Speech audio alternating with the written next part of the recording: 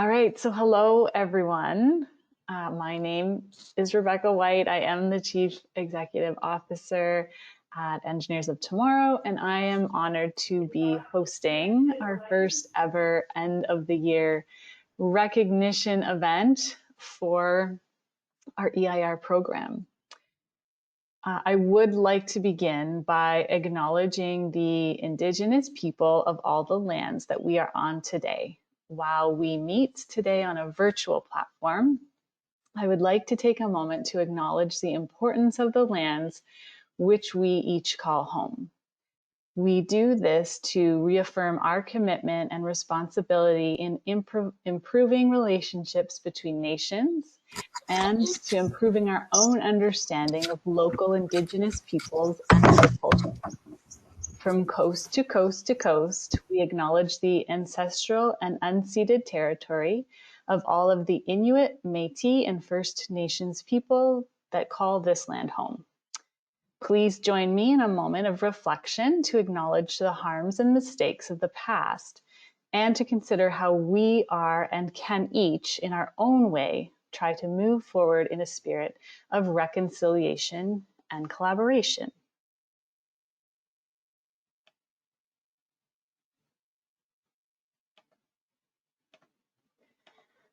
Okay, thanks everyone. So as you can see, we do have a very packed agenda for tonight, so I am going to try to do my best to keep us on track and respect your valuable time. A quick reminder that this is a family-friendly event, so everyone is welcome to join us this evening. We are going to start off the event with a welcome message from our presenting sponsor, TELUS, followed by an insightful Founders Fireside Chat. From there, we'll be transitioning to a more interactive portion of the event in Gathertown, where you'll hear about the launch of the Library of Lessons, followed by some breakout conversations, and get to network with other EIRs. And then we'll round out the evening with some recognition awards. To get us started, I'm going to pass the mic over to Radwa Rauf. Radwa is here on behalf of TELUS, who is our presenting sponsor for this event. We're very grateful for TELUS's support tonight in bringing the EIR community together in a way we've never done before. Radwa is a manager of technology strategy at TELUS. She holds a master's degree in electrical, electronics, and communications engineering from McMaster Engineering. Thank you very much, Rebecca. Thanks for that introduction. Good evening, everyone, and welcome. First off, I'd like to congratulate you all on yet another successful EIR program year. I think we can all agree that this year has been very different, and while it was more challenging in terms of connecting with classrooms, students, and teachers, it's also been more important than ever to show our support for educators and students to help connect them to a brighter future. TELUS came to learn of Engineers of Tomorrow through collaborated on earlier this year with Engineers Canada during National Engineering Month around that time. We at TELUS helped recruit our employees and team members as role models and STEM mentors for that program. It was a huge success, and there was a lot of interest from our team. We at TELUS are very interested in supporting a sustainable future, which aligns well with the Engineer in Residence program. TELUS believes in building a strong pipeline by spreading awareness about STEM pathways, messaging engineering in an inclusive way, showcasing engineering in a way that students find exciting and relatable, while supporting the education system. I look forward to hearing more impact stories during this event and meeting all of the engineer role models and ambassadors for the engineering profession. And with that, I thank you, and I'll pass it back on to Rebecca. Thank you, Radwa. Okay. I think there's not too much of a delay here in what you're seeing, what I'm seeing. So I would now like to welcome to our virtual stage Erica Lee Garcia and George Camry. Erica is the founder of Engineers of Tomorrow. She holds a Bachelor of Science degree in Materials and Metallurgical Engineering. George Camry is with us tonight as the founder of the EIR program, an accomplished professional engineer with a diverse track record as a consultant, entrepreneur, business executive, and leader in private and not-for-profit enterprises. Welcome, George. Welcome, Erica. Okay, thank you so much, Rebecca, for passing the mic to us and for giving us a little time in this event. Thank you, George, as well, for introducing, for being here. And since you've taken care of the introductions, I will just get started. We have a few moments here to reflect founder to founder. And I guess first I'll explain the timelines there. So George Camry is, among his illustrious number of accomplishments, he is a PEO past president and a longtime volunteer in many different capacities. And he was one of the people who had the original inspiration for the EIR program, which started back in the late 90s, which is right around the time that Becky and I met for the first time as instructors of Science Quest when we were both undergrads at Queen's University. So very interesting to know that this whole time the EIR program was growing and developing to the amazing program that we know of today with volunteers across Ontario and soon across Canada. And during that time, Rebecca and I were going off on our respective manufacturing engineering paths. We met up later and ended up having the privilege of working on the EIR program after PEO had been supporting it for many years. So that's sort of how the EIR program and the Engineers of Tomorrow organization ended up meeting up together. And I wanted to talk to George. We spoke a little bit earlier this afternoon. George, tell me your engineering story. What was it that first helped you know that maybe engineering was the right option for you? You told me a great story earlier about something that happened to you when you were 5 years old. Would you share that with the group, please, as a way to get us warmed up? Sure, Erica, thanks. And you're right. In retrospect, I think I became an engineer probably because of the influence of an uncle who was a licensed professional engineer and who, when I was 5 years old, took me down into the basement where he had all sorts of electrical materials and tools and so on, and helped me to build a crystal radio set from scratch. I don't know if any of you know what that is or not, but anyway, when we finished it, I can remember my fascination at being able to hear a radio station in the headphones and realizing that the set had no external power source. In other words, it was powered by the electromagnetic radiation that emanated from the radio station's transmitter. By the way, the radio station was CFRB, which I don't know if any of you listened to it, it's still there, and it dominated the AM airwaves in those days. Its call letters were purported to stand for Canada's first Rogers batteryless, which was a reference to Ted Rogers Sr., after whom the Department of Electrical and Computer Engineering at the University of Toronto is now named. It wasn't then, but it is now. So anyway, that kind of got me hooked on electronics. And when I completed high school, I in fact enrolled in electrical engineering at U of T, which is what I'd always thought was what I wanted to do. And that actually led to my second engineering epiphany, because that's where I first encountered and programmed a stored program digital computer.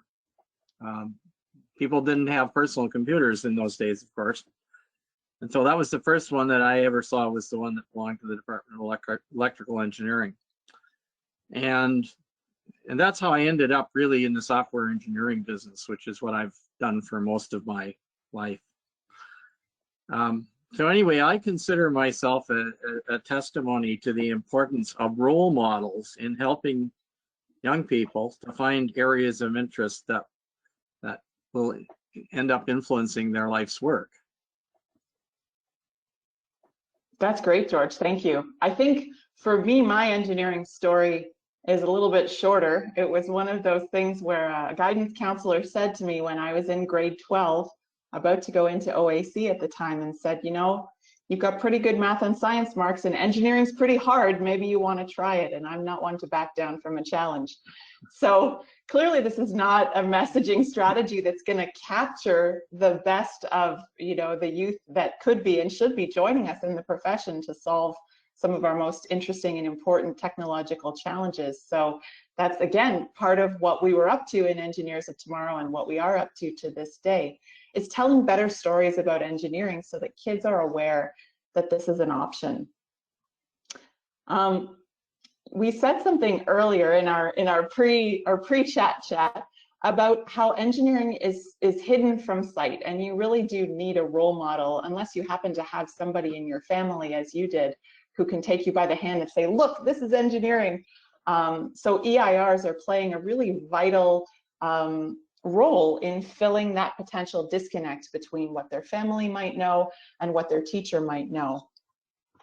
How would you talk about the importance of raising the awareness of engineering more generally, whether it's among today's youth or whether it's among educators or the general public? Can you say a little bit about that as far as another sort of ripple effect that the EIR program is having? Sure, happy to. That's you know, kind of goes to the question of what caused us to start, a few of us, to start the engineer in residence program at PEO way back when, as Erica mentioned, it was a long time ago. And I won't go into the details, but I have to tell you, it's a bit of a struggle to convince the council of the day that to spend the money. But fortunately, we had an offer from the government of Ontario to provide us with some grant funding, and that sort of helped to ease it. But anyway, I think of the EIR program as a logical extension of education outreach activities that PEO volunteers have been involved in for a long time, and I became active in soon after I was first licensed by PEO, which was back in 1973, I guess.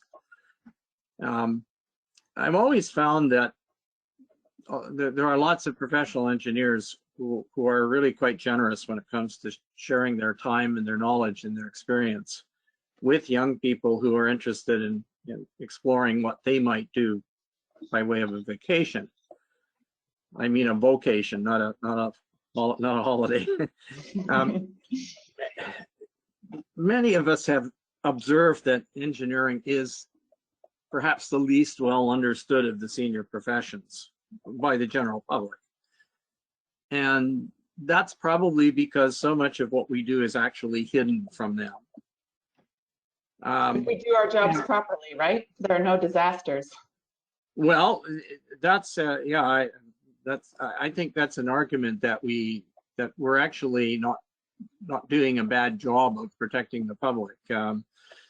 Every time people walk into a building, they don't kind of look up at the ceiling wondering if it's going to fall on them. You know, it's I'm not saying there are no problems, but people tend to take it, and those of us who make it happen for granted. Yeah. And again, I come back to this idea that one reason is that a lot of people don't have engineering role models. And so our hope was that by providing kids with engineering role models, we would do a couple of things. First of all, encourage them to continue studying maths and science, and not lock themselves out of so many careers that depend on background in math and science. Secondly, giving them better understanding of the importance of engineering to our society's well-being and prosperity. And finally, I guess the opportunity to help to get young people interested in the practical applications of science and technology. And Erica and I were talking earlier, and one of the things that we noted is that particularly in the earlier grades, in elementary school, and even middle school, students typically are not exposed to their teachers don't have backgrounds in applied science. They may have some science, but they're not, and so they may not be comfortable about doing this kind of practical hands-on things that are apt to capture the imagination of students. And that, I mean, I think that was really our hope, was that we would see if we did enough of what you folks are all out there doing, then the day would come when the public, not necessarily they would all want to become engineers, I don't think that was ever the objective, but that they would have a better understanding of what engineering is, why it's important, and some of them would get motivated to perhaps make that their life's work and make a contribution in that way. So that's really kind of what has motivated us. That's great, George. It's really helpful to know. And I mean, sometimes I'm very tempted to put an engineering problem-solving spin on it and say, you know, what was the problem you were trying to solve when you set up the EIR program? And now let's go back and see if we've solved it. And I think the truth of it is in the stories. It's in those experiences. And as you said, we do hope, maybe we find, that's why we named the organization Engineers of Tomorrow. You know, we do want to make sure that young people understand that that is an option. We want to put engineering on the menu, you know, for them. However, it might not be about that. It may be about changing their relationship with technology, changing their level of awareness. And maybe one day we won't be such a stealth profession that flies under the radar of the general public. So yeah, I think that's fantastic. And we just have a couple minutes left. And I think another theme that you and I touched on earlier that I'd love to share with the group is how we as an economy in Canada, we are built on resources, and we are hewers of wood, drawers of water. That is how we've built a lot of the wealth and stability that we now enjoy in this country. However, there's a finite amount of those things, not to be too obvious about it. There is an infinite amount of technological challenges, innovations, new systems we can create, new products. You know, the sky really is the limit when we have enough good people with that problem-solving mindset, that can-do attitude. And you referred earlier to the tremendous generosity that we see in the volunteers, you know, giving of their own time to raise the awareness of the next generation and to tell those better stories. So I want to end on a note of appreciation, and I'd love to hear your take as well, George, on what it means to you to know that 20 years later, your program is still going strong, and to see the dedication and the can-do spirit that we see from our EIR community. Well, let me just say I am most grateful, most appreciative of the work that all the faces and icons that I can see on this screen here that I know are part of our audience for this chat are involved in day by day. And I'm sure that you have, among you have many success stories that that have personally motivated you to keep going. People who have got turned on by something that you've showed them, and it has improved their interest, raised their interest, and maybe even improved their academic performance. I know of many instances where EIRs have exposed the students that they've worked with to things that they could never hope to see in the course of their ordinary school experience, and in some cases that's led them to make decisions about what they want to do for their lives. But I do think too that we have to recognize that our future as a country, as a society, really depends on our mastery of technology and of how to apply successfully the science and safely and for the benefit of the public, the science that is just exploding around us. I mean, there's so much of, if you just look at things that are happening, new developments in technology and communications and in medicine and so on. A lot of them have engineering components. A lot of them are based on science that was not known or taught when I was in university. When I graduated from my undergraduate in 1970, a lot of things that we're using today were not known at that time, and our society depends on that if we want to have a future that is healthy, and if we want to have economic prosperity, we need folks who can, in the generations to come, who will be able to master this. So I just want to end by saying I don't think we should ever underestimate the value of what you're doing when you work with groups of students to help them to understand what some of this is about, and hopefully catch the vision, catch the bug. That's great, George. I think we could find so many more topics to explore, so many great stories, but we're going to leave it here so we can get on with the rest of our program. Again, thank you so much for being here, and frankly, thank you for starting the EIR program. It's really an honor to get to stand on the shoulders of people like you who laid the groundwork earlier to get to take this forward. So thank you very much. My thank you, and my thanks to you, Erica, and to Rebecca for carrying the torch. You're doing great work. Thank you so much. Fantastic. Back over to you, Becky. Thank you, George. I guess that just means we'll have to do this again next year to hear the rest of the conversation, right?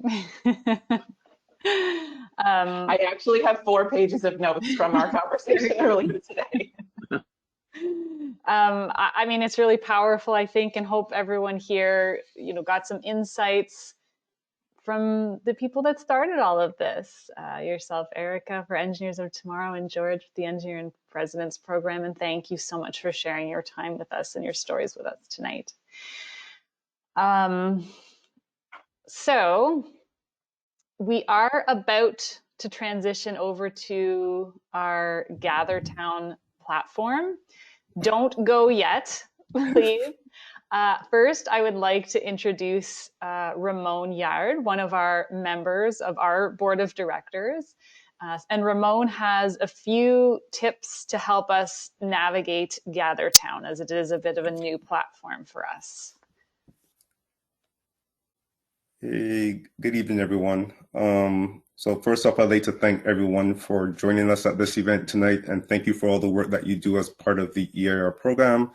As Rebecca mentioned, I am on the board of directors for Engineers of Tomorrow, and I'm also the resident GatherTown expert. So just wanted to kind of provide some guidance of what to expect when we transition to GatherTown, and just provide a few tips. So like any conference platform, when you first click the link and enter the password, they'll ask for access to your speakers and your microphone. So go ahead and allow that. And you will also have the ability to select an avatar, what you want to be, or who you want to be when we get into GatherTown. Once you join, as you can see by the picture on the page, on the slide, you'll enter in the center of our main conference room. So this will be the main room for the evening. This is the room that you will enter in. You'll enter in the center of this room. And the way to navigate this room is just by using the arrow keys on your keyboard. So up, down, left, right, just go ahead and use your arrow keys to navigate the room. Now, GatherTown is similar to having an in-person event. So The closer you are to someone, when you approach someone, you're able to see that person's face and have individual conversations with that person. The further you are away from someone, the harder it is to speak to that person or have a conversation with that person. So if you want to get close to someone and have a conversation, walk right up to that person. You can have a direct conversation with that person and a few other people if you want to. With respect to where to sit in the room, you can go ahead and sit anywhere in that main conference room. The presenters will be able to present, and regardless of where you are in the room, you will be able to see and hear what the presenters are saying. So don't worry about it. You can go and grab and sit in any location within the room. You'll still be able to hear exactly what the presenters are saying and what they're showing. One of the important tips to remember when you first enter the room, there will be tens of other people entering the room at the same time. So you'll probably also all start on top of each other at the same place. So there's one cool feature to get around a crowded area. You can press G, hold the G button down, and just navigate up and down, left and right. And that's how you can get around being in a crowded area. If you don't hold on G in a crowded area, you'll just be stuck. You won't be able to move. So the next step will be for you to go ahead and click the link and enter the password to enter into GatherTown. I'm going to remain on GoToMeeting for a short period of time in case anyone is experiencing any issues when they transition into GatherTown. I'll stay here for a period of time to answer any questions or provide any assistance, but you guys can go ahead and start making that transition to GatherTown. And I'll stick around just in case anyone needs any help. Thank you, Ramon. And Nathan kindly put the link. You should have received an email with the link and the password, but Nathan also just dropped it into the chat here in GoToMeeting in case you would like to use that. And if anyone needs to get a hold of Ramon and you're stuck in cyberspace somewhere, you can send him an email. It's Ramon, RAMON.Yarde, YARDE, @engineersoftomorrow.ca. All right, I'll see everyone in GatherTown.